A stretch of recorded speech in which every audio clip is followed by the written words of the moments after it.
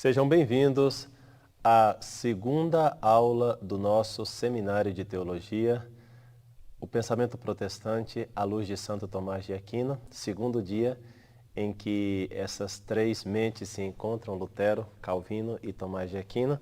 Tomás de Aquino apenas está escutando nesse cafezinho da tarde que os três estão tomando. Ontem, Calvino e Santo Tomás de Aquino escutaram Lutero com as suas ideias. Hoje, Tomás de Aquino e Lutero escutam Calvino. E na sexta-feira, Tomás de Aquino vai dar resposta para os dois.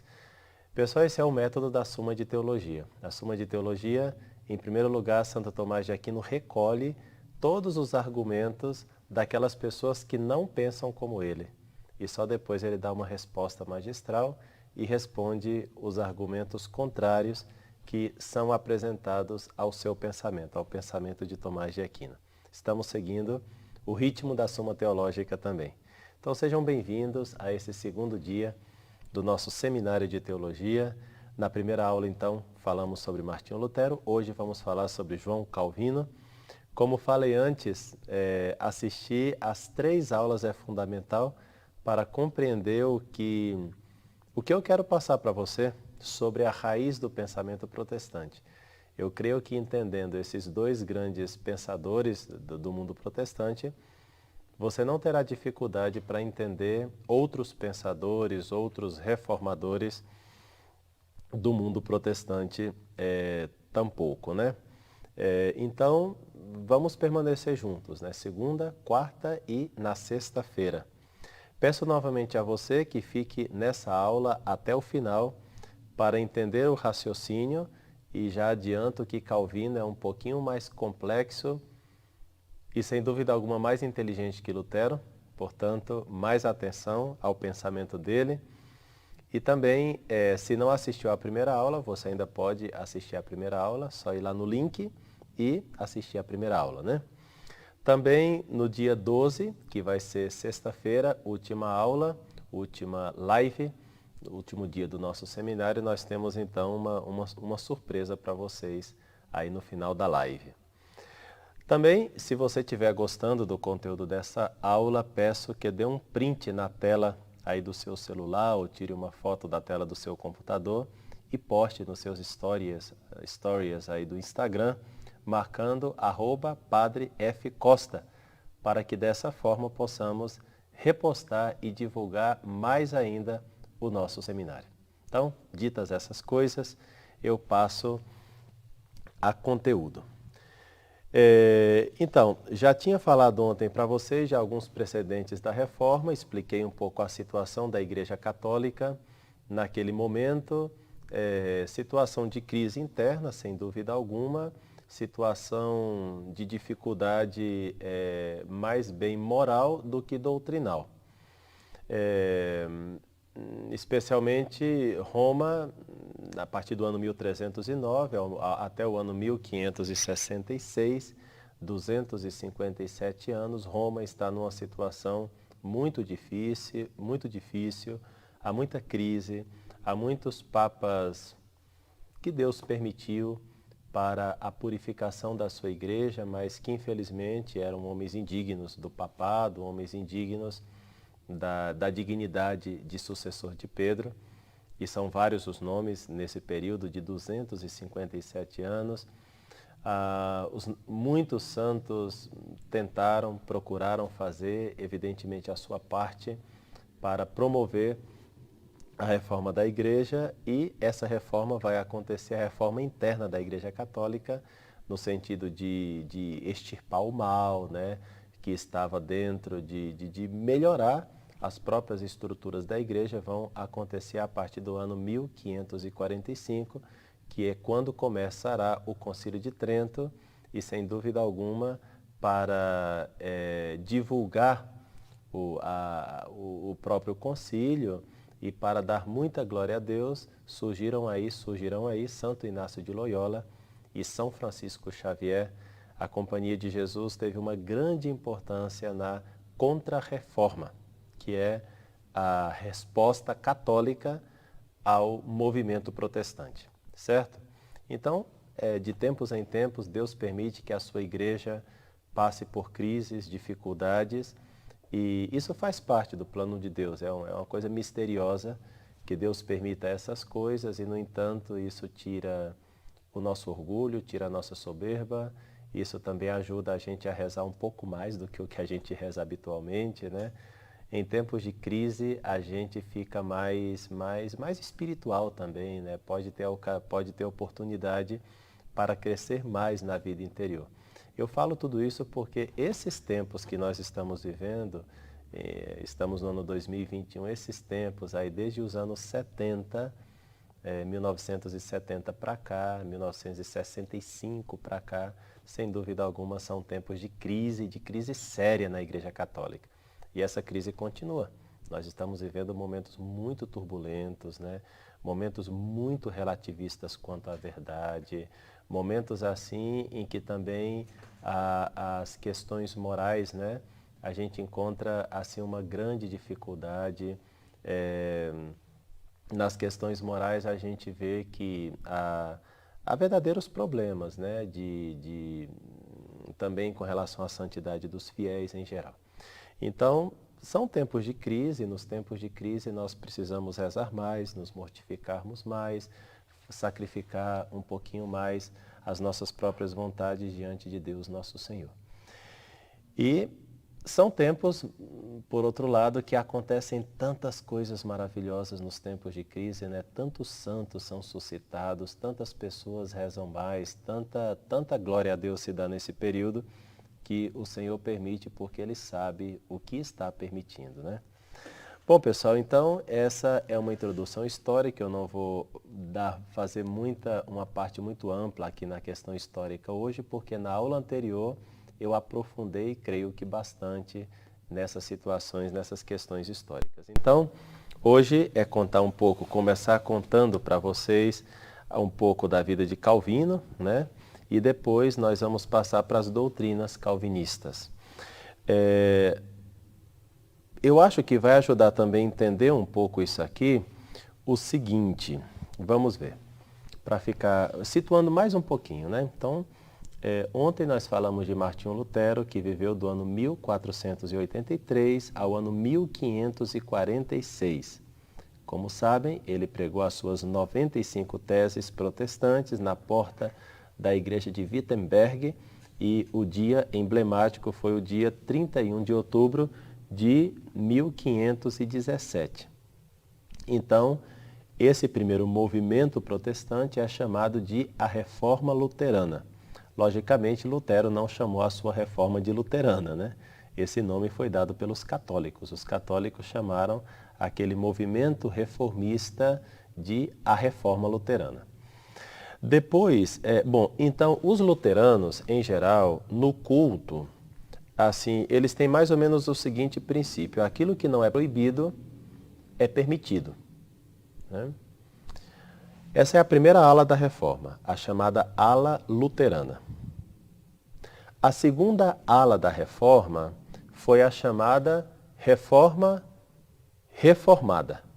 A reforma reformada. Então, a reforma reformada é esse segundo movimento, e que nós vamos ver hoje, promovido por João Calvino, que viveu do ano 1509 ao ano 1564.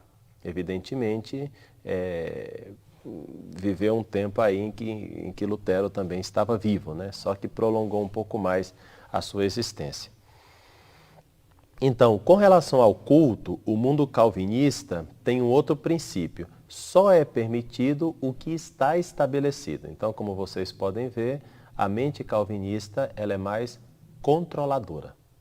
E nós vamos ver que o temperamento de Calvino, a maneira de Calvino pensar as coisas é mais controladora. Isso se reflete também no culto calvinista. Bom, então, posteriormente, essa segunda ala da reforma, chamada Reforma Reformada, recebeu o nome de Calvinismo.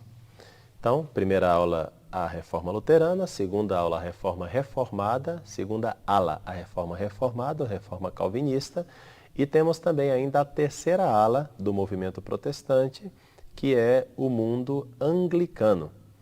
Então, essa terceira aula, ela é teologicamente calvinista, mas tem uma concepção de igreja e de culto católica, que é a reforma protestante que acontece por orientação de Henrique VIII, o rei da Inglaterra da época, e Eduardo VI. A Inglaterra aderiu ao protestantismo de teologia reformada, ou seja, o protestantismo inglês, o anglicano, é um protestantismo de teologia calvinista. Porém, no culto, os calvinistas mantiveram o culto católico, né? Missas. Então, por isso, o anglicanismo, apesar de ser protestante, ele se parece um pouco mais no culto com os ritos católicos, né? E a igreja da Inglaterra, a igreja protestante da Inglaterra, continua a ser governada pelos bispos católicos que se transformaram em protestantes. Quer dizer, o rei forçou, infelizmente os bispos ingleses não foram suficientemente homens para resistir e se deixaram levar pela pressão do rei, e os bispos católicos se tornaram protestantes, exceto um, que é o famoso, tão famoso que me fugiu o nome agora, Thomas More e o John Fisher, lembrei. Thomas More não é bispo, Thomas More, São Tomás Moro, é leigo, né? Que é um desses santos martirizados por ordem do protestantismo inglês. E John Fisher era bispo inglês, que não cedeu à pressão do imperador, né, do rei inglês, Henrique VIII, e por isso foi matado, né, por continuar sendo católico. Então eu sempre digo, né, de todos os bispos da Inglaterra, só um permaneceu católico. No entanto, todos os bispos da Inglaterra foram todos esquecidos os seus nomes. Apenas aquele que permaneceu católico e que manteve firme a sua confissão de fé é lembrado hoje de maneira gloriosa, que é São João Fisher, né? Para ver como a fidelidade faz com que o nome perdure, né? A infidelidade não dá, né? Acaba sendo uma situação difícil, né? Inclusive o nome pode ser esquecido por causa dessa infidelidade. Bom, então o protestantismo inglês ele se parece muito ao catolicismo no culto, né? Mantiveram. Só que um tal de Thomas Cartwright, que viveu de 1535 a 1603, ele achava que a Igreja da Inglaterra era demasiado católica, apesar de ser protestante. Então ele queria purificar o protestantismo inglês do catolicismo, né? Ele mesmo era um puritano. O que são os puritanos? Os puritanos eram calvinistas, um pouco mais rigoristas nos costumes e que pretendiam purificar a Igreja da Inglaterra dos restos do catolicismo romano para trazê-la mais próxima do protestantismo. Então, não pensem que puritanos são aquelas pessoas que não se casam, que não comem carne, nada a ver, tá? Os puritanos não são isso. Os puritanos são calvinistas ingleses, um pouco mais rigoristas, que querem tirar o resto de romanismo, digamos assim, do protestantismo inglês.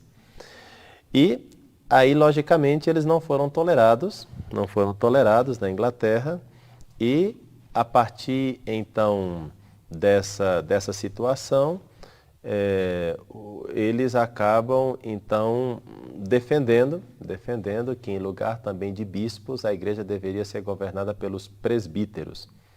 Aí surge o chamado presbiterianismo, que é o calvinismo, tal qual nós conhecemos hoje de maneira mais ampla. Todas as igrejas presbiterianas que você conhece normalmente são os calvinistas atuais, né? Aí, alguns protestantes falaram que seria interessante que a igreja não fosse governada pelos presbíteros, mas pela congregação. Então surge uma nova ala chamada congregacionalismo. E a partir do congregacionalismo surgem os batistas, os menonitas e, enfim, aí nem dá para contar mais porque são quase que infinitos novos surgimentos de novas ideias e novos movimentos protestantes. Então, é interessante situar isso aqui porque nós estamos então na segunda ala do movimento protestante. A primeira é luterana, a segunda é calvinista, a terceira é anglicana. Da terceira surgem então os presbiterianos, os batistas, os menonistas, etc. Tá bom? Então situei vocês então aí na segunda ala do movimento protestante, João Calvino. Eu tenho aqui, eu queria, além dos livros que eu já indiquei, queria acrescentar mais um, tá? A bibliografia de vocês. Depois o pessoal pode colocar aí, né, quais são esses livros, né? Mas eu queria acrescentar aqui o livro do Peter Blank, Lutero e seu Tempo, uma visão geral, que foi publicado em 2018 pela editora Quadrante. E também eu queria indicar um livro do Dr. Scott Hahn e do Benjamin Wilker, onde ele fala da politização da Bíblia. O título é Politização da Bíblia, as raízes do método histórico-crítico e a secularização da Escritura, onde ele estuda praticamente 400 anos de história e lá ele explica de uma maneira muito boa o que é nominalismo, que eu trabalhei na aula passada um pouquinho, né?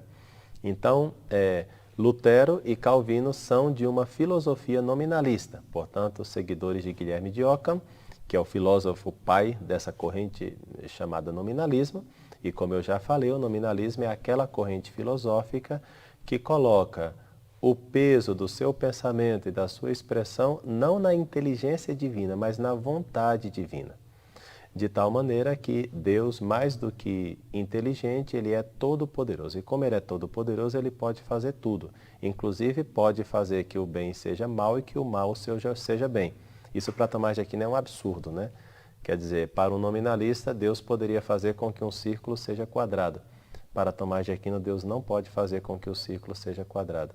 Para o nominalista, Deus poderia fazer com que o adultério seja uma coisa boa se ele assim o determinasse pela sua lei, porque a sua vontade é todo-poderosa. Para Tomás de Aquino, nunca que o adultério pode ser uma coisa boa. Deus não quer e nunca vai querer isso. Porque para Tomás de Aquino, a vontade todo-poderosa de Deus está em sintonia com a sua inteligência igualmente infinita. Então, se a inteligência de Deus é infinita e perfeita, e se Deus é imutável, então ele não pode mudar, ele permanece no seu ser, na sua eternidade, e, portanto, se Deus ficasse mudando o seu conhecimento e a sua vontade, ele não seria nem tão inteligente, nem tão todo-poderoso, porque o tempo todo ele fica mudando, significa que ele não sabe o que quer, significa que ele não nos apontaria a verdade, significa um montão de coisa. Então, esse tipo de teologia, o chamado nominalismo, é muito danoso para a fé, também porque no nominalismo nós, então, com essa mentalidade, como vocês já acabaram de perceber, é impossível conhecer a verdade. Nós não temos acesso à verdade, a verdade mais profunda, que a gente chama de essência, né? A essência das coisas nos escapam. Né? Nós não temos acesso à verdade das coisas segundo os nominalistas. No máximo, nós podemos nomear as coisas, né? Nós podemos dizer, sei lá, que isso é um livro, que isso é uma mesa, mas isso não significa nada. Quer dizer, isso significa... chamar esse trem aqui de computador, para o nominalista, é só computador... É só uma maneira que nós estivemos de acordo em chamar esse trem de computador, mas se Deus quisesse, se eu quisesse, poderia ser uma mesa, né, para o nominalista. Então é uma filosofia um pouco doida, como vocês estão percebendo, não dá para utilizar e, portanto, infelizmente, o mundo franciscano se apegou muito a essa filosofia nominalista. Por quê? Porque São Francisco de Assis é uma pessoa inflamada no amor de Deus, e São Boaventura também, um homem inflamado no amor de Deus, mas até São Francisco e São Boaventura, eles não são nominalistas. Mas justamente por causa dessa como se carrega muito o peso na questão do amor, do amor, do amor, que é muito franciscano isso aí. Então, o amor é um ato da vontade.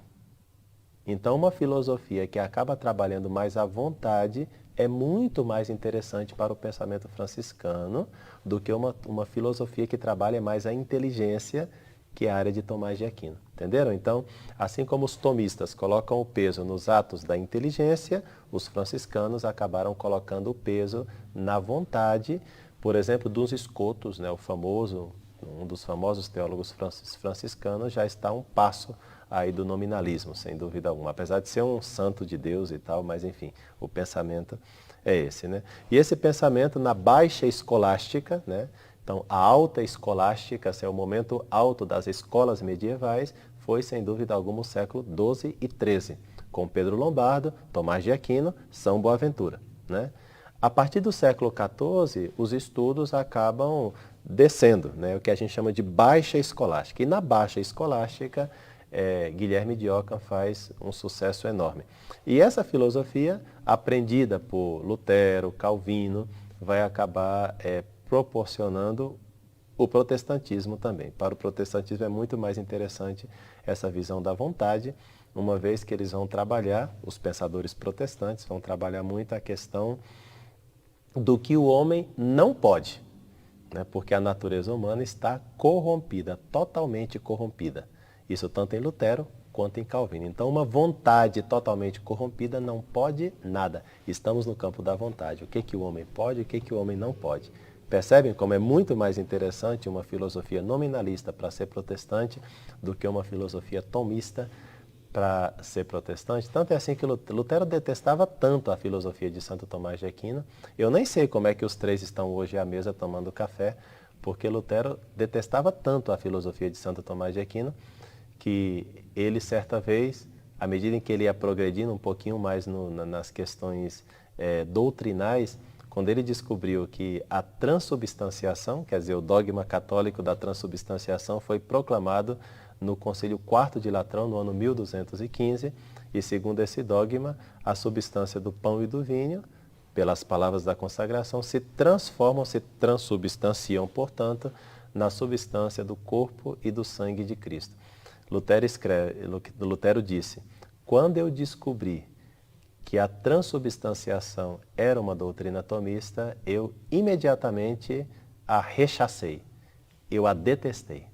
Quer dizer que ele tinha uma coisa com Tomás de Aquino que não era. Mas nós vamos aqui, estamos à mesa todos juntos, quem sabe a gente consiga fazer Lutero entender que Tomás de Aquino, sem dúvida alguma, é uma das maiores inteligências que já passaram pela face da Terra, né? Sem dúvida alguma.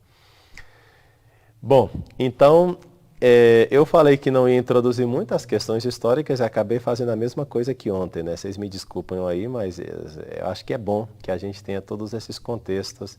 É muito bom isso aqui. Então,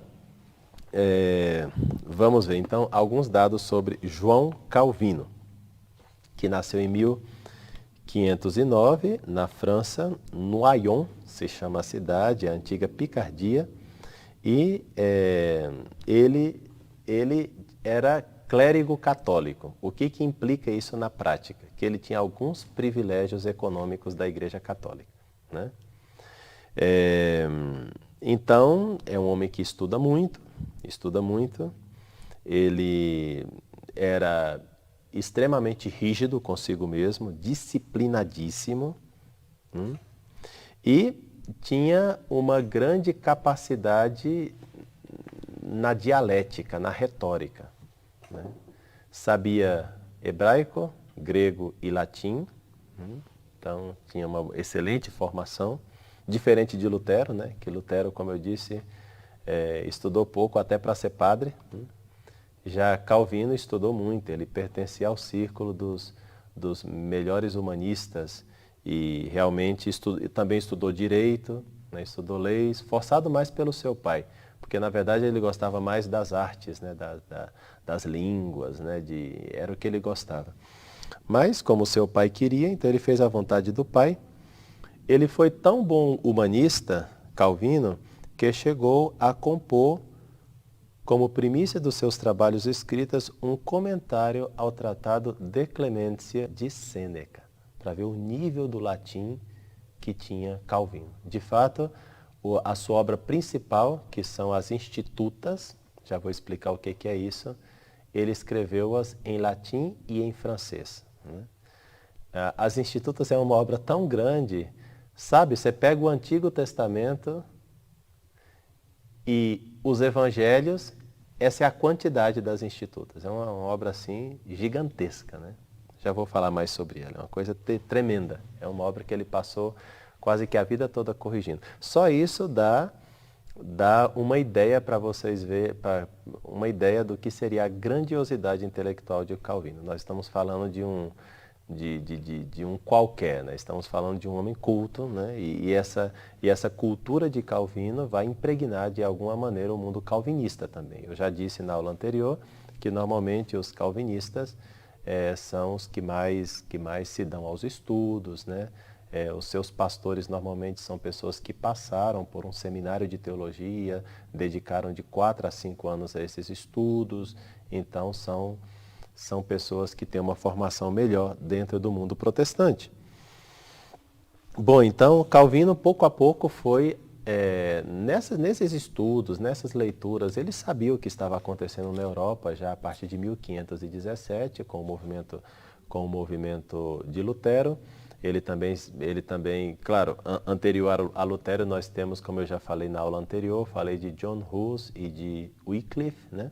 Ele também, quer dizer, havia um movimento assim de desejos de mudança, de reforma, né? E pouco a pouco essas ideias foram entrando na mente de Calvino. Como ele era uma pessoa reflexiva, disciplinada, mais bem rígida, as coisas foram acontecendo pouco a pouco. Parece que um primo, né, chamado Olivetan, influenciou muito no que ele chamou a sua conversão. Quer dizer, quando ele deixou a Igreja Católica e passou a professar as novas ideias, que o comum dessas novas ideias é defender somente a Escritura, né, a livre interpretação da Escritura, que a justificação se dá somente pela fé e que o homem está corrompido. Essas ideias foram entrando pouco a pouco na alma de Calvino e isso foi progredindo. Esse primo, como eu falei, o Olivetan, parece que influenciou bastante. E entre 1534 e 1535 é quando Calvino rompe com a Igreja Católica. Quer dizer, a partir daquele momento, ele não se considera mais católico, né? Então, em novembro de 1533, tomou parte ativa em um discurso de um tal de Nicolas Cop, que era reitor de uma universidade. Parece que Calvino foi ele que preparou o discurso. E nesse discurso se via ideias claramente anticatólicas e favoráveis ao luteranismo. Em particular porque se impugnava, ou seja, ia contra a doutrina das boas obras e colocava como grande opção a doutrina do Evangelho, segundo ele, e se proclama, então, a justificação pela fé somente.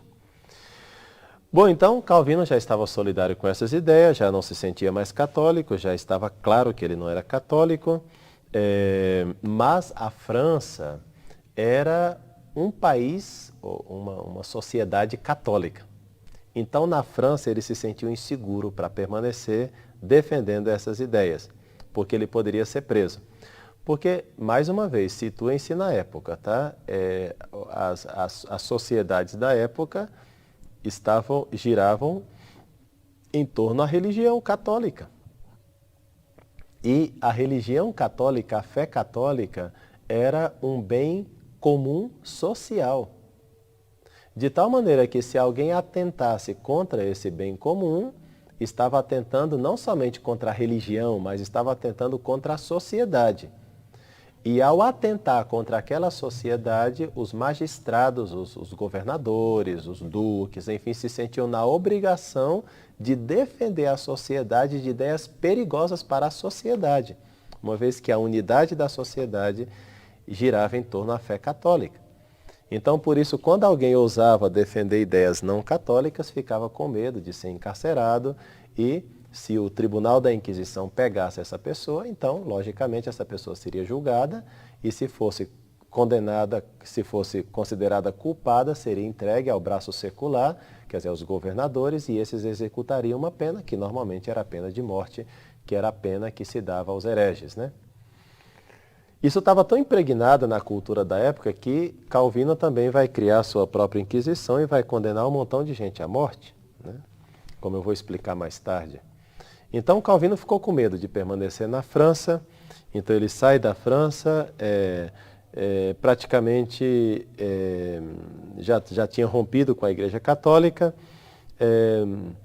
A gente pode então falar, até agora, o Calvino protestante, no que ele crê, o que ele defende, né? Então, praticamente, essas doutrinas consoladoras, como eles chamavam, né? Quais são as doutrinas consoladoras? A justificação somente pela fé, pelos méritos de Cristo e sem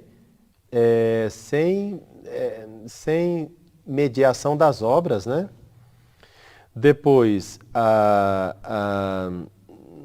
depois também ele já defendia que o homem está totalmente corrompido, que é um ponto muito típico da antropologia, da maneira de entender o homem no protestantismo, né? Uma espécie de pessimismo antropológico, né? Quer dizer, o homem é totalmente desgraçado, totalmente pecador, totalmente corrompido, né? Depois a gente vai ver que Tomás de Aquino, inclusive, está escrito na Suma de Teologia. Ele vai dizer assim, sim, o homem é corrompido, mas não totalmente, né? Então, é diferente falar, né? O homem está totalmente corrompido, isso é protestantismo, do que dizer o homem está corrompido, mas não totalmente. Isso é católico, essa segunda afirmação. O homem está corrompido, mas não totalmente. Quer dizer, a gente admite que o homem tem muita maldade mesmo, né? Mas a gente acredita que o pobre homem, inclusive em estado de pecado, inclusive separado de Deus, a gente percebe que ele ainda pode fazer algumas coisas boas, sei lá, né? Acariciar um animal, plantar uma árvore, ele pode, sei lá, às vezes tem uma pessoa no meio da rua passando fome, dar um pão, né? Então, quer dizer, está corrompido, sim, está corrompido, mas de alguma maneira, em alguns momentos, bate aquele desejo de fazer uma coisa boa e fazem coisas boas, né? Então, está corrompido, mas não totalmente, né? Então, essas doutrinas da corrupção geral, e depois ele assumiu cada vez mais tão somente a Bíblia, né? E uma leitura livre da Sagrada Escritura, ainda que nós vamos ver, Lutero só fala que a leitura da Escritura, Calvino só fala que a leitura da Escritura é livre, mas no fundo ele é um grande controlador dessa leitura. Já vamos ver daqui a pouco. E tem dois aspectos que são tipicamente calvinistas, né? Que são os que eu vou mais insistir depois, porque os outros eu já falei com Lutero, então o que é mais específico de Lutero, né? Soli Deo Gloria. Calvino queria somente a glória de Deus, segundo ele, né? De tal maneira que sola gratia de Lutero vai alcançar em Calvino uma dimensão gigantesca. Somente a glória de Deus. Somente a graça de Lutero vai como que se transformar em Calvino da graça para a glória. Lutero diria, somente a graça. E Calvino vai dizer, sim, somente a graça, mas a glória de Deus. Tem um acréscimo com relação a Lutero. E o acréscimo é o seguinte, todos nós, quando nos encontrarmos no céu, nós vamos viver na glória. Aqui nós podemos viver na graça. O que é a glória? A glória nada mais é do que o desenvolvimento da graça, ou a plenitude da graça. Isso é a glória para nós.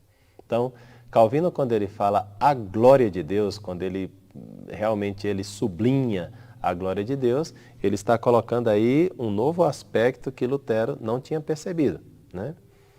E a glória de Deus vai ser tão interessante que vai dar para Calvino falar da dupla predestinação, que é o outro aspecto, o segundo aspecto tipicamente de Calvino, que Lutero não tem com toda essa força, que é a dupla predestinação. O que é a dupla predestinação? Simples, é que Deus predestinou alguns homens para o céu, e portanto esses seres humanos irão para o céu, mesmo que eles façam um montão de pecados, eles vão para o céu. Por quê? Porque Deus os predestinou. Deus quis e vai acontecer dessa maneira. Por outro lado, Deus predestinou alguns homens para o quinto dos infernos e eles vão para o inferno. Mesmo que eles façam um montão de coisa boa, mas eles vão para o inferno. Isso é a dupla predestinação. Você fala, nossa, mas que absurdo, como é que Deus, na sua bondade, na sua misericórdia, no seu amor, por que Ele criou pessoas que já estavam destinadas para o inferno? É melhor não ter criado, né? A gente poderia dizer, é melhor não ter criado. Aí Calvino vai falar assim, ó, não tente entrar nos desígnios do Altíssimo. Se Deus determinou que esses homens vão para o inferno, então glória a Deus. Glória a Deus. Não vamos questionar Deus. Deixa Deus ser Deus. No fundo, para Calvino, aí está, né? Deixa Deus ser Deus. E deixa Deus ser Deus, inclusive condenando os pobres desgraçados. Deixa Deus ser Deus. Vocês entenderão que essa maneira de conceber as coisas vai criar na igreja anglicana um tom lúgubre, um tom um pouco cavernoso, um tom um pouco triste. Né? Porque qual é a preocupação do calvinista? Saber se eu estou predestinado para o céu ou predestinado para o inferno. Isso é muito importante, né? Isso é muito importante. Essa doutrina da dupla predestinação ela é tão séria no mundo calvinista que nós vamos ver, e eu vou entrar nessa discussão posterior a Calvino, que, enfim, a discussão eu vou entrar depois, para vocês verem como essa discussão é forte no mundo calvinista e como um bom calvinista deve manter essa doutrina. Um bom calvinista, se ele não manter essa doutrina, ele é um arminiano. Ixi, arminiano, né? Já vou explicar para vocês o que é um arminiano. Então, um bom calvinista tem que ser capaz de acreditar com as mãos juntinhas que há homens que estão predestinados ao céu e há outros seres humanos que estão predestinados ao inferno. E isso não adianta questionar. Pessoal, isso faz parte da filosofia nominalista, isso faz parte de uma filosofia mais de tendência platônica. Por quê? Porque a vontade todo-poderosa de Deus faz. E quem é você para dizer que o círculo não pode ser quadrado? Quem é você para dizer que o quadrado não pode ser circular? Você acaso constituiu-se em juiz de Deus? Deixa Deus ser Deus. E, portanto, se Deus quer condenar algumas pessoas ao inferno, Ele sabe por quê. Eu não consigo entender, mas não importa se eu não consigo entender. Deixa Deus ser Deus. Para Ele, toda a glória. É bem radical, mas é isso mesmo, né? E eu não estou inventando doutrina calvinista, tanto é assim que vocês vão ver a discussão que esse tema deu dentro do próprio calvinismo. Dentro do próprio calvinismo. Bom, isso é se eu tiver tempo de explicar tudo isso, né? Porque eu falei que Calvino ele é muito mais denso, ele é muito mais intenso do que Lutero, né? Calvino é o cérebro da reforma protestante. Calvino é o cabeção da reforma protestante, sem dúvida alguma. Bom, então, Calvino encontra asilo em Genebra. Genebra vai ser, assim, a pátria de Calvino. Genebra vai ser a Roma de Calvino. Lá, Calvino pode ser o Papa. Estou exagerando um pouquinho, mas realmente a maneira como Calvino governava era tremenda, tremenda. Né? Um tal de Guilherme Farel, né, se associou muito com Calvino. Então, a partir de 1536, Calvino vai estar em Genebra, né? E então ele vai começar a explicar as escrituras em Genebra, né? A partir de 1537 ele já era pastor da igreja em Genebra e se destacou rapidamente pelo seu talento intelectual, pelas suas extraordinárias qualidades, pela sua energia de caráter, seu talento organizador, e foi considerado como chefe do novo culto em Genebra, a Reforma Reformada. Bom, Calvino, ele se preocupou com os defeitos da reforma que ele percebeu em Lutero. Ele disse, Lutero reformou, mas tem uns defeitos aí que nós vamos corrigir, né? Uns defeitos que nós vamos corrigir.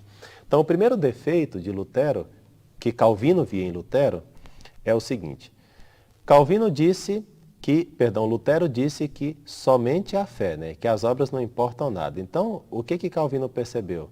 Que no mundo luterano estava acontecendo uma relaxação de costumes. O povo estava relaxado, estava vivendo uma moral baixa, né?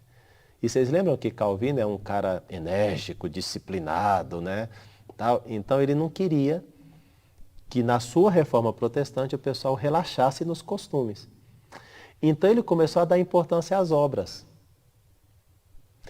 As obras como sinal da justificação.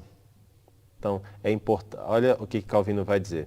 Realmente, as obras não justificam. Nesse ponto, ele está de acordo com Lutero. Mas as obras mostram que você foi justificado. Então, dessa maneira, ele ataca Lutero e ao mesmo tempo, ele não perde o controle dos bons costumes em Genebra. Então, essa é a primeira coisa que ele faz corrigindo Lutero. A segunda coisa que ele faz corrigindo Lutero é que Lutero, ele colocou o Estado acima da igreja. Quer dizer, são os soberanos que governam a igreja e, portanto, a igreja está subordinada ao Estado. Calvino não gostou disso também. Então ele disse ao contrário, não, é o Estado que vai ficar subordinado à igreja. Tanto é assim que ele manda como um verdadeiro ditador em Genebra, né? O conselho da cidade tem que obedecer em tudo Calvino. É uma coisa assim, ele governa com braço de ferro mesmo em Genebra, né? Então, ele organiza as coisas, realmente, Genebra acaba sendo uma espécie de teocracia, uma verdadeira teocracia. Todas as pessoas que se opunham a Calvino tinham que ter muito cuidado, porque realmente ele era muito firme, né? Muito firme. Eu não falei, mas Calvino se casou também, tá? Calvino teve uma esposa, casou com uma viúva, teve um filho só, ela já tinha 2, me parece. Enfim, esse é um dado que talvez seja interessante também para vocês, né? Depois, Calvino, como eu disse, né, ele era muito firme. Eu disse que Calvino chegou em Genebra em 1536, 37, né? Só para vocês verem como ele era firme. Até 1546, sob o governo de Genebra, se aplicaram na cidade 58 penas de morte. 58 penas de morte. Então quer dizer que realmente Calvino ele era muito firme. Em Genebra, a reforma protestante tinha toda uma estrutura. Eu vou explicar um pouquinho essa estrutura, que é uma verdadeira hierarquia. Então, estavam os pastores eram encarregados da pregação, depois estavam os doutores, que tinham por ministério o ensino e a direção das escolas, abaixo deles estavam os presbíteros, que constituíam a base da hierarquia e mantinham a direção da igreja. Finalmente estavam os diáconos, que estavam à frente dos hospitais e das obras de caridade. Existem 2 grandes organismos que governam a igreja calvinista. Um é a congregação. A congregação se compõe de todos os pastores da igreja de Genebra e, por cima da congregação, está o chamado consistório. O consistório está formado por 6 pastores e 12 anciãos. É uma espécie da autoridade suprema da igreja reformada, né? Então, que exerciam muito bem a sua vigilância, né? Era uma espécie de santo ofício, só que em versão protestante. E é nesse sentido que fizeram em pouco tempo 58 penas de morte. E, por exemplo, um dos mais clássicos, né, que se comenta sempre quando se fala da Inquisição protestante calvinista, foi a matança quer dizer, a condenação do famoso médico espanhol que tinha descoberto a circulação do sangue, enfim, que se chama Miguel de Servet, né?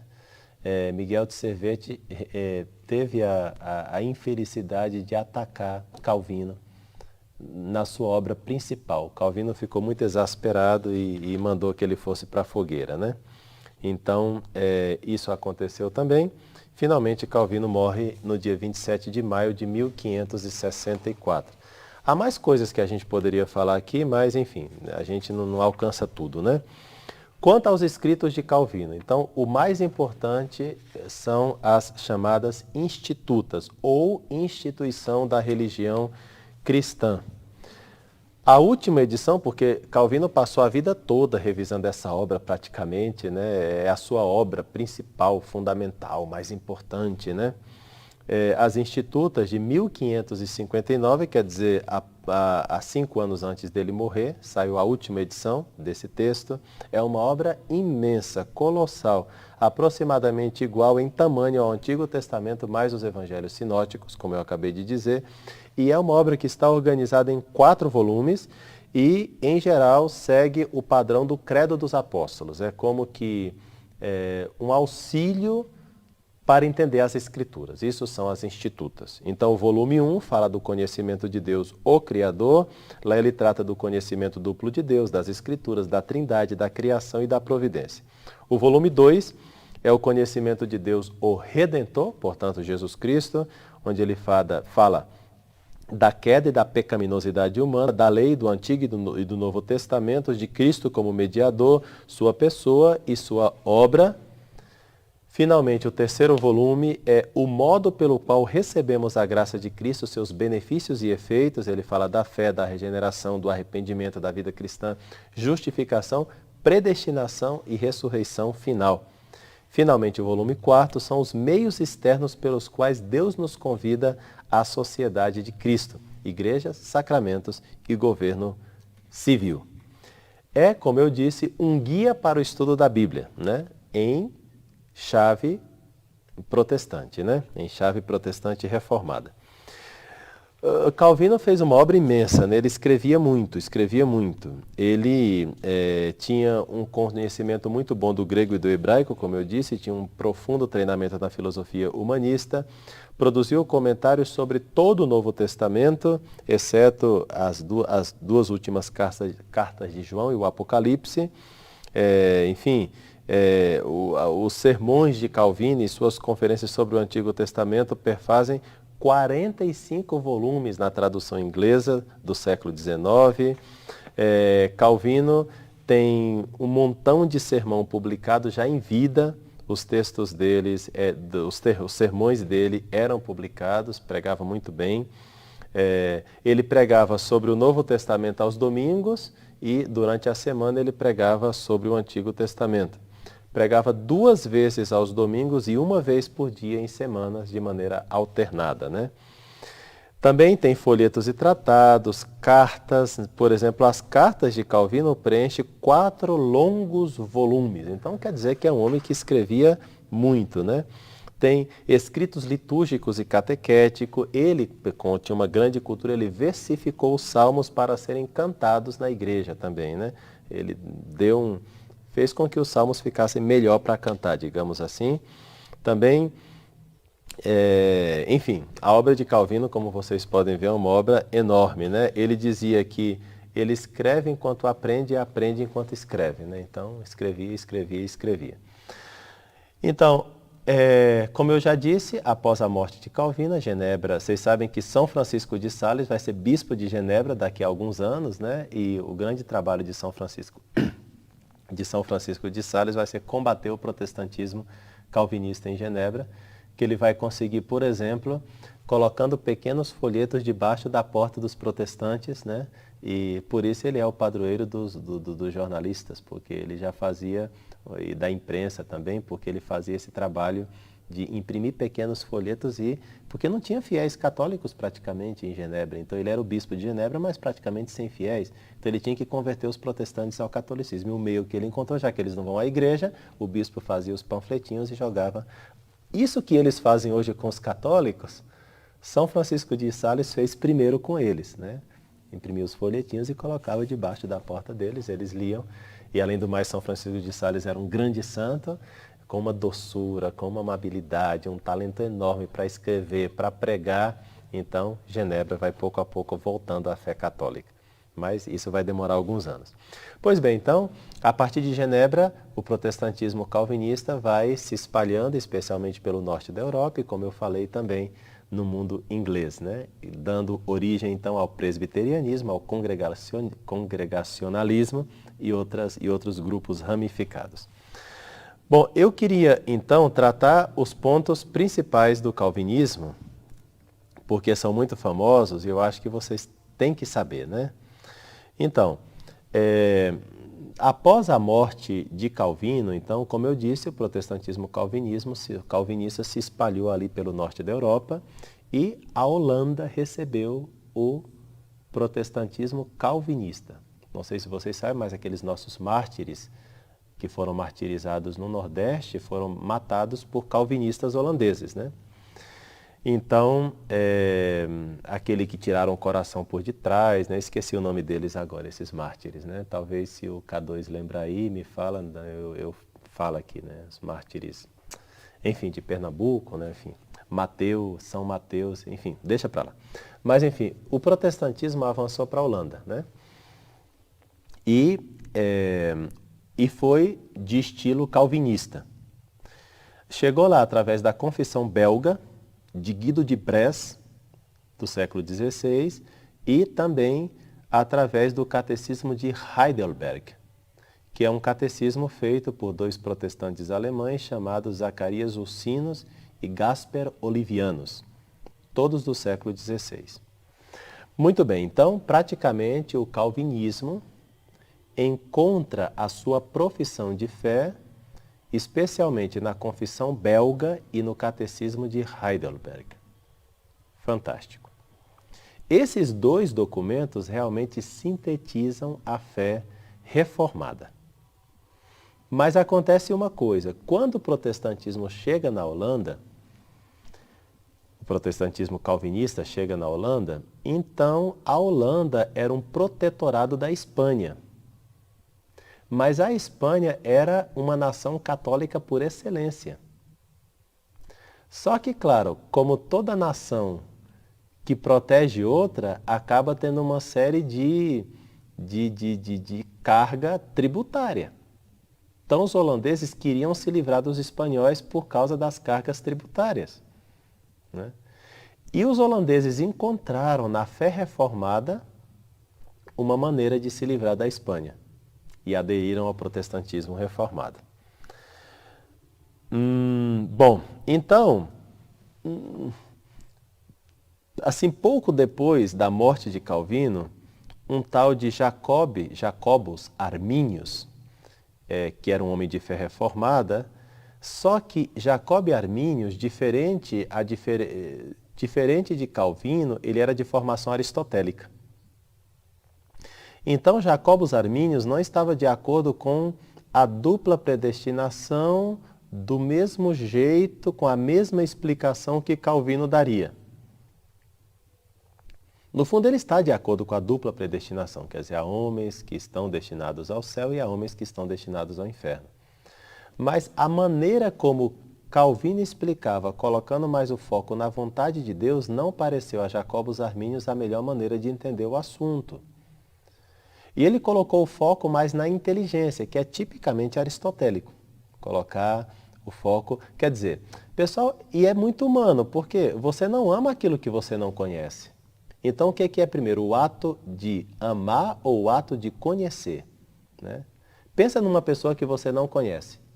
Nem consegue pensar, né? E agora, você ama essa pessoa? Impossível, você não conhece. Então, você não ama aquilo que não conhece. Então é básico que a inteligência é anterior à vontade, na ordem do amor, na ordem do... Você tem que conhecer alguém para amar essa pessoa, né? Não tem... eu amo o quê? O que eu não conheço? Então, realmente, Arminius começa a criar um esquema aí que ele, no fundo, ele está fugindo da filosofia nominalista, está fugindo de tendências mais platônicas e com a sua tendência aristotélica de pesquisar tudo, de investigar tudo e não sei o que mais, ele acaba criando um caos no mundo protestante, né? No mundo protestante, da fé reformada, certo? Então, isso deu como que Jacobo Arminius pareceu para os calvinistas uma espécie de herege dentro do próprio calvinismo. Isso não é a primeira vez que acontece. Vou só ler para vocês aqui alguns desentendimentos que eles já tinham entre eles, né? Olha só. Lutero falando sobre Zwinglio, que é o reformador da Suíça, né? Olha o que Lutero fala de Zwinglio. Zwinglio era um ganancioso por honra. Ele não aprendeu nada de mim. E Colampadius também julgava ter aprendido a me ouvir ou a aprender comigo. Então, Lutero critica Zwinglio, que é protestante como ele. Outra frase de Lutero sobre Zwinglio. Seria melhor anunciar a condenação eterna do que a salvação no estilo de Zwinglio. Então, frases muito fortes, né? Ou, por exemplo, Calvino falando sobre Lutero, que é o autor que nos interessa aqui, Calvino, né? Vou ler o trecho de o que, no fundo, Calvino pensava sobre Lutero. O que pensar de Lutero eu não sei. Com a sua firmeza está misturada uma boa dose de obstinação. Nada pode ser seguro enquanto o furor das contendas nos agitarem. Lutero nunca será capaz de juntar-se a nós na verdade pura de Deus. Pois ele pecou contra Deus, não só na vanglória, mas também na ignorância e na extravagância mais grosseira. Porque absurdos ele impeliu sobre nós, quando disse que o pão é o próprio corpo. É uma disputa entre Calvino e Lutero sobre a Eucaristia, que eles não estavam de acordo nisso aí. Um erro muito grave. O que posso dizer aos partidários dessa causa? Eles não fantasiam mais desvairadamente do que Marcião, que é um grande herege da antiguidade, a respeito do corpo de Cristo. Portanto, se você tem uma influência ou uma autoridade sobre Martinho, use-a. Que ele mesmo submeta-se à verdade que hoje ele ataca manifestamente. Maquina para que Lutero deixe de padecer tão imperiosamente. Então, como vocês podem ver, eles não se entendiam muito, né? Ou, por exemplo, dentro do mundo protestante começou a surgir hereges para os cânones protestantes, digamos assim. Quer dizer, a fé protestante é essa, mas se alguém discordar, os que discordavam dentro do protestantismo, esses eram os novos hereges. Então, olha o que Lutero fala sobre esses hereges. Eles são hereges e apóstatas que seguem suas próprias ideias, ao invés da tradição comum da cristandade, que por pura libertinagem inventavam novas formas e métodos. Será que ele não está falando dele mesmo? Né? Outra fala de Lutero contra os hereges que já são produzidos dentro do protestantismo. Heresiarcas permanecem obstinados em seus próprios conceitos, eles não permitem que ninguém encontre falhas neles e não toleram oposição. Este é o pecado contra o Espírito Santo para o qual não há perdão. Então, Jacobus Arminius nada mais é do que um protestante que discordou de Calvino, já sendo ele mesmo protestante. E, portanto, Jacobus Arminius não vai passar assim glorioso dentro do protestantismo, né? Tanto é assim que o pessoal se reúne contra Jacobus Arminius, né? Porque Arminius ele vai defender sim a eleição, ele vai defender pontos contrários a Calvino, né?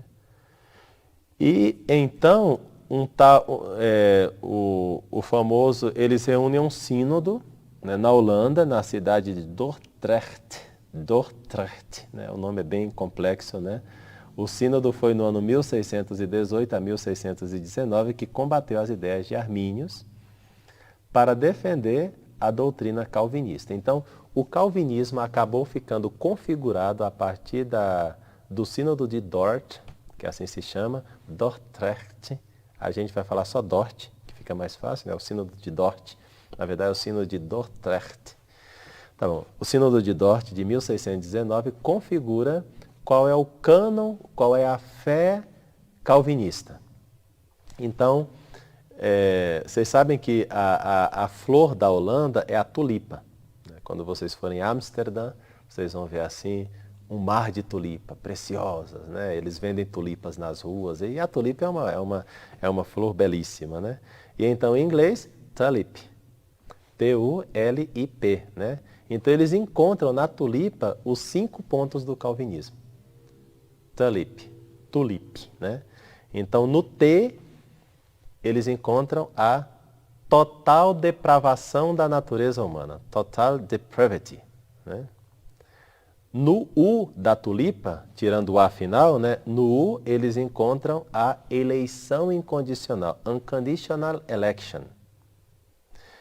No L da tulipa, eles encontram a expiação limitada, ou seja, o limited atonement. No I da tulipa, a graça irresistível, irresistible grace. E no P, a perseverança dos santos, perseverance of saints. Então, a tulipa, essa acabou sendo, e fica fácil para você decorar também, né? Total depravação, incondicional eleição, unconditional é U, né? Mas em português tem que dizer I, né? Então não pega muito bem o anagrama aqui, né? A expiação limitada, mas com o inglês dá para pegar perfeitamente quais são os 5 pontos do calvinismo. Basta ter a palavra tulipa em inglês e fica claríssimo. Você não erra nunca mais, né? Esses 5 pontos. Então, o que significam esses 5 pontos? O primeiro, depravação total. Então, para o calvinismo, o ser humano está totalmente depravado porque é totalmente pecador, totalmente corrompido, portanto ele está totalmente morto nos seus pecados e merece o fogo do inferno e ser queimado com o diabo para sempre. Essa afirmação deve ser tomada em toda a sua radicalidade. O pecado atingiu a raça humana de tal maneira que qualquer indivíduo não é capaz de crer em Deus por si mesmo e por suas escolhas. Nada de arbítrio. O ser humano está totalmente prejudicado, é escravo do pecado. Tá? Então, primeiro ponto do calvinismo é esse. Você tem que acreditar nisso. Segundo ponto, a predestinação ou eleição incondicional. Ou seja, como o ser humano está totalmente morto, isto é, totalmente depravado, ele não pode fazer nada para a sua salvação. Deus, porém, em sua soberania, com a sua graça soberana, ele quis salvar alguns dentre a raça humana e, consequentemente, aqueles que se condenam é porque não foram eleitos, não foram predestinados ao céu, porque foram predestinados ao inferno. E mesmo assim, dizem os calvinistas, Deus não é injusto, pois a salvação é Ele que dá como dom a quem quer, como quer. Então, no fundo é um favor. Já que todo mundo está morto, Deus pegou alguns, os que Ele quis. Entendeu? Então, essa é a lógica. Terceiro ponto, a expiação limitada, que resume também a doutrina calvinista. Como é Deus quem elege e salva, ainda que o sacrifício de Cristo na cruz seja suficiente para salvar toda a raça humana, é Deus quem faz com que o sacrifício de Cristo seja eficaz. Portanto, deve-se afirmar que, de fato, Cristo morreu na cruz somente pelos eleitos. Desta feita, o sacrifício de Cristo não perde eficácia em momento algum e fica bem clara a soberania divina. Quarto ponto, a graça irresistível do Espírito Santo, ou seja, uma vez determinado o número dos eleitos, resta apenas que os eleitos recebam o dom da salvação que Cristo lhes conquistou. Para isso, esses eleitos não precisam fazer nada, pois em algum momento a graça lhes chamará. E como eles são eleitos, eles atenderão irresistivelmente à graça de Deus. Por quê? Porque eles são eleitos. Crerão em Jesus Cristo e, no momento certo, irão para o Pai, porque está determinado que eles irão para o céu. Então, quando a graça chega, eles necessariamente vão, né? Não vão colocar nenhum obstáculo, né? E, finalmente, a perseverança dos santos. Evidentemente, Se a eleição é infalível, uma vez que Deus é soberano, vocês estão observando aqui que o ponto de Calvino e do calvinismo está na vontade de Deus. Como a eleição é infalível, uma vez que Deus é soberano, então todos aqueles que foram chamados pela graça indubitavelmente perseverarão, uma vez que serão necessariamente salvos. Desta maneira, o propósito de Deus não se perde sobre os seus eleitos. Então, se você acredita nesses 5 pontos, então você é um calvinista, né? E se você pensa que você é calvinista sem acreditar em algum desses 5 pontos, então você é um herege dentro do calvinismo. Como foi Jacobus Arminius. Porque ele não acreditava exatamente assim. O que Jacobus Arminius acreditava? Que a eleição é condicional, ou seja, Deus escolhe para a salvação aqueles que ele já previra que possuiriam a fé em Cristo. Que a expiação é ilimitada, tudo ao contrário, que Jesus morreu para salvar a todos, sem exceção. Esse cara quase católico, né? Depravação total. Ele fala, o ser humano é absolutamente um escravo do pecado, porém mantém algo de livre-arbítrio que é exercido por causa da graça preveniente. Está vendo? É um protestante que está com um pezinho no catolicismo. Depois Arminius defendia a graça preveniente, aquela que precede a decisão humana. Quer dizer que tem decisão humana, ajudada pela graça. Ora, então o homem faz alguma coisa? Essa é uma questão, ele está com um pezinho no catolicismo. Preservação condicional dos santos. Os crentes são mantidos na salvação sob a condição de uma fé perseverante em Cristo. Logo, a eleição não é tão incondicional assim. Por isso ele defendeu a eleição condicional em lugar da eleição incondicional. Bom, então, repito, né? Se você que está me assistindo pensava que você era calvinista, mas não acredita com esse rigor nos 5 pontos do calvinismo, você não é um bom calvinista. Então tem que repensar de novo a sua fé, né? Ah, mas é muito bárbaro acreditar que Deus manda e determinou que algumas pessoas vão para o inferno porque Ele assim determinou, assim quis e assim vai acontecer. Pois é, mas se você não acredita dessa maneira, você não é um bom calvinista. Então, estou ensinando vocês a serem bons calvinistas, né? Tá bom, pessoal, então agora vocês têm que acompanhar a live na sexta-feira. Porque eu tenho que dar resposta católica, quer dizer, Tomás de Aquino vai ter que dar resposta católica para tudo isso. Então tem um montão de problema aberto, né? Tem um montão de coisa aberta aqui, né? Então, só para não deixar vocês em suspense assim, né? Eu vou dizer que realmente na doutrina católica, então o homem está corrompido, mas não totalmente. Nós somos salvos pela fé em Jesus Cristo, mas as obras estão presentes, né? Nós amamos as Sagradas Escrituras, mas acreditamos que a Escritura é uma presença escrita da própria tradição, né? Então, essas questões são as que nós precisamos ver e entendê-las também, né? Porque, olha, no fundo, alguns pontos que os reformadores protestantes defenderam, eles pensaram que estavam acusando a Igreja Católica, mas, na verdade, deixa eu ler para vocês só os cânones do Concílio de Orange, o Concílio II de Orange do ano 529. Porque a Igreja Católica já teve uma discussão sobre fé, obras, justificação, pecado, natureza corrompida ou não. Foi a discussão pelagiana, que Santo Agostinho entrou e combateu, e a discussão semi-pelagiana, onde Santo Agostinho discutiu contra São Vicente de Lerrand. Os dois santos, os dois católicos, permaneceram sempre católicos, mas discutiram sobre o tema. E então, por exemplo, o Sínodo de Orange, do ano 529, que é profundamente católico, que vocês encontram no Denzinger Hinnermann, nos números 370 e 395, diz assim: o pecado original, cânon 1, o pecado original é uma realidade que arruinou o ser humano quanto ao corpo e quanto à alma. Está vendo? Corrupção da natureza humana. O pecado original, cânon 2, foi transmitido estragando assim a geração humana, fazendo-a morrer. Desta feita, a morte é pena do pecado. Cânon 3. A graça de Deus é invocada sobre nós, portanto, não somos nós mesmos que a invocamos sobre nós, como se de nós dependesse recebê-la. Isso é católico. Né? E parece protestante, isso é católico. Quer dizer, muitos pontos que os protestantes disseram que nós não defendíamos já estavam defendidos no século VI. Cânon 3. Cânon 4. Inclusive o fato de querer ser limpos do pecado se deve à graça de Deus e não a nós mesmos. Ou seja, o início da fé e a própria fé dependem da graça. E contudo o ser humano pode resistir ao Espírito Santo, inclusive pelo fato de não confessar essa doutrina, segundo a qual Deus atua em nós o querer e o fazer, conforme Filipenses 2:13. Cânon 5. O início da fé e o aumento da mesma fé é coisa de Deus em nós. Portanto, essas realidades não se encontram naturalmente em nós. Aqueles que afirmam que a fé pela qual cremos em Deus é natural, afirmam também que, em certo modo, são fiéis todos aqueles que não pertencem à Igreja de Deus, o que seria uma barbaridade. Cânon 6. É pela infusão e inspiração do Espírito Santo que nós cremos, queremos e fazemos e, portanto, a humildade, a obediência, a oração, a vigilância, etc. são todos dons do Espírito Santo em nós. Está vendo? Onde é que está a justificação pelas obras?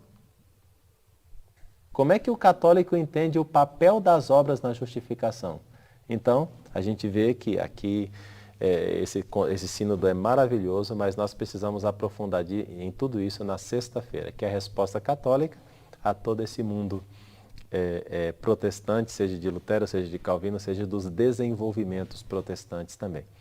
Bom, espero que vocês tenham aprendido muito, né, que eu tenha conseguido transmitir isso aqui. Vocês viram que eu todo o tempo procuro ser assim, procuro mostrar bem a doutrina de cada um deles, procurando não trair, procurando não trair o pensamento deles, procurando valorizar esses autores, procurando que esses autores sejam realmente expostos com as suas doutrinas, mas ao mesmo tempo eu não posso deixar, eu como católico, como padre católico, não posso deixar que eles digam que a Igreja Católica disse o que eles pensam que a Igreja Católica diz, quando na verdade a Igreja Católica não diz, né?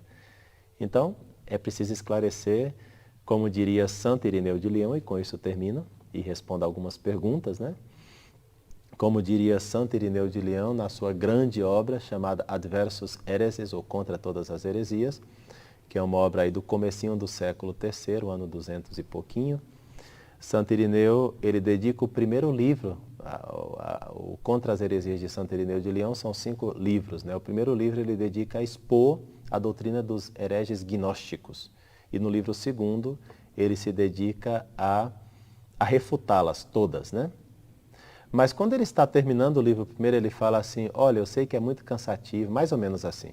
Eu sei que é muito cansativo ter que transmitir todos esses erros, todas essas doutrinas, mas só revelar essas doutrinas já é combatê-las, diria Santo Irineu. Ou seja, o erro, pessoal, o erro quando ele é manifesto, né, já é uma grande ajuda. Eu não tenho medo do herege declarado. Por exemplo, eu não tenho medo do Leonardo Boff. O Leonardo Boff é declarado. Ele pensa como ele pensa, ele fala o que ele fala, não é nada subreptício, né? Não tenho medo do Boff, né? Porque é declarado. E ele escreve isso nos seus livros e continua escrevendo. Agora, dá medo àqueles que são ocultos, né? Enrolados, que não acabam de se explicar. Eu tenho mais medo de Karl Rahner. Aí, lembrei o nome do livro, hein? Stefano Fontana, o nome do autor, que vocês podem ler sobre Karl Rahner. É o livro do Stefano Fontana, está publicado pela editora Ecclesia. Então, eu tenho mais medo do Karl Rahner, que é assim, enrolado, enroscado, e não sei o que mais, e é difícil de entender e tal, e o errinho vai, sabe, é como uma serpente, vai serpenteando, e a pessoa não percebe que a serpente está aqui, crau, né? Lança todo o veneno, né? Então, eu tenho mais medo de Karl Rahner do que de Boff, né? Boff não faz tanto mal, Karl Rahner sim, porque é um teólogo enroscado, e o pessoal todo cai na onda de Karl Rahner. Graças a Deus, nós tivemos o famoso filósofo italiano que escreveu um livro de quase 300 páginas contra Karl Rahner, né? Que é o... Nossa, eu estou esquecendo o nome da turma aqui, né? Mas é O livro se chama, está em italiano, não tem tradução ao português, tá? Já digo logo, Las Volta de las Volta Antropológica, né? Quer dizer, é como que dando a volta, né, por cima dessa volta, desse distorcer, né, de Runner, né? Então é muito interessante. Las Voltas de las Volta Antropológica. Eu não sei, vou ver se eu encontro aqui o nome do autor, tá bom? Que aí, porque ele é muito interessante, quem souber italiano, não tem tradução, tá? Las Volta Antropológica.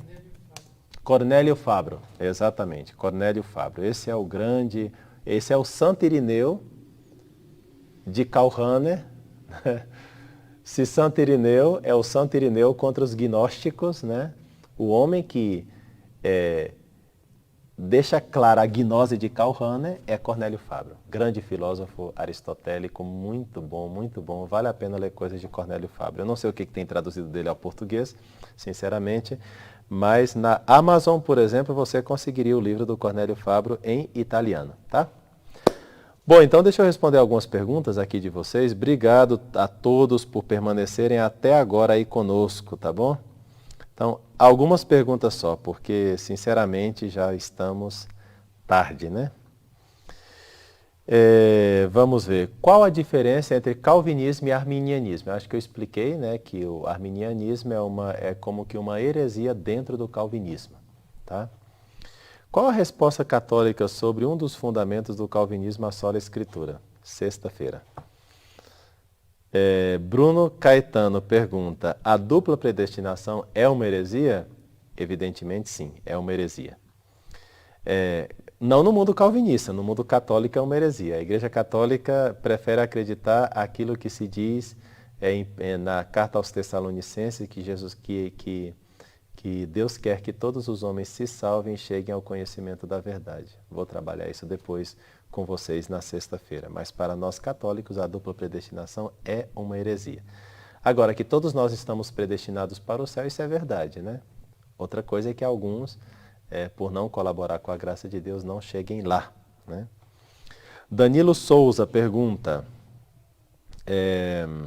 no livro A Difícil Doutrina do Amor de Deus, de Carlson, o teólogo afirma que a partir da interpretação calvinista, que os escolhidos por Deus, o amor seria em graduações. Ele pergunta se há uma aproximação com a teologia cristã católica, né? Danilo, então, se afirma que a partir que os escolhidos por Deus, que no caso dos escolhidos por Deus, existia como que graduações, né? Olha, se essas graduações significa uma certa colaboração do homem com a graça de Deus, isso seria conciliável com a doutrina católica, evidentemente. Se não, não, né? Posso dizer, a Rúbia pergunta, posso dizer que para Lutero o homem pode escolher seu destino perante Deus de acordo com a fé sem as obras, e Calvino, o destino das pessoas é predestinado, os salvos vêm ao mundo já escolhido? Não, Rúbia, na verdade Lutero e Calvino, eles acreditam na dupla predestinação, só que Lutero não leva isso até as últimas consequências, é Calvino quem leva isso até as últimas consequências, certo? Então, Lutero, ele afirma coisas, mas ele é fraco intelectualmente com relação a Calvino. Calvino, ele não só afirma, mas ele trabalha o tema e quer provar mesmo, né? E ele é metódico, é disciplinado, mas enfim, os dois acreditam a mesma coisa, só que Lutero não levava muito a sério essa afirmação dele mesmo, né? Calvino levava a sério, Calvino levava muito a sério, né? Elisa Marciano. Então os predestinados ao céu, ao inferno, já estão marcados desde o nascimento pela vontade de Deus? Para que serve a religião protestante e seus preceitos? Pergunta. Quer dizer, se os predestinados ao céu e ao inferno já estão marcados desde o nascimento, para que serve? Ora, serviria, segundo eles, para manifestar que você foi predestinado. Então, se você se tornar calvinista, já tem assim uns 70% de chance que você é uma das predestinadas, né? Segundo a teologia deles, né? Aí o restante é só saber outros detalhes. Por exemplo, se você for rica, provavelmente você é predestinada.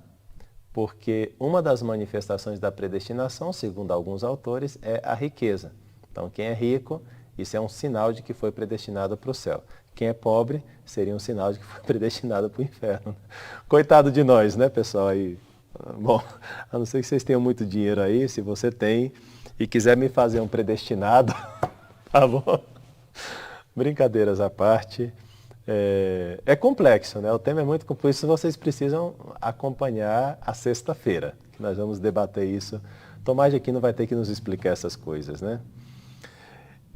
Adeilton Dutra, o comunismo tem raízes no calvinismo? Eu acho que seria forçar muito, Adeilton, acho que não, né? Acho que não. Eu colocaria mais o capitalismo, né? O capitalismo, sim, tem raízes no calvinismo, mas o comunismo não vejo. Sinceramente não vejo. Inclusive pela maneira férrea de governar de Calvino e também porque sempre foi um lugar comum afirmar que o capitalismo, que tem suas origens mais na Inglaterra e nos Estados Unidos, né, tiveram suas origens em nações protestantes. Então, nesse sentido, o calvinismo está mais na raiz do capitalismo do que do comunismo. O Wallace Viana, Karl Rahner é o cabeça da teologia da libertação? Cabeça não. Cabeça é Gustavo Gutierrez e cabeça é Leonardo Boff. Karl Rahner seria mais os neurônios da teologia da libertação, né? É que a cabeça aparece muito, né? Então é a identificação clara dos autores da teologia da libertação. Agora, onde é que esses autores aprenderam a teologia da libertação? Aprenderam nos autores alemães e nos autores franceses. Onde é, com todo respeito aos latino-americanos, que eu também sou um latino-americano, né? Mas, pessoal, vamos ser sinceros, sabe? Os grandes pensadores não estão no Brasil. Os grandes pensadores não estão na América Latina. Nós não temos grandes intelectuais, né? Não temos. Eu não me considero um intelectual. Eu considero um cara esforçado, que estuda, enfim, mas um intelectual. Os intelectuais estão na Europa, pessoal. Entendeu? Então, onde é que Leonardo Boff aprendeu as bases da sua teologia da libertação? Na Alemanha. Onde é que Gustavo Gutierrez aprendeu as bases da sua teologia da libertação? Na França.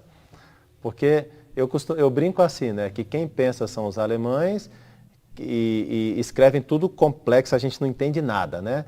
Depois, a segunda nação pensadora é a França, que já escreve muito bem, né? Os franceses são ótimos para escrever. Então, tá bom.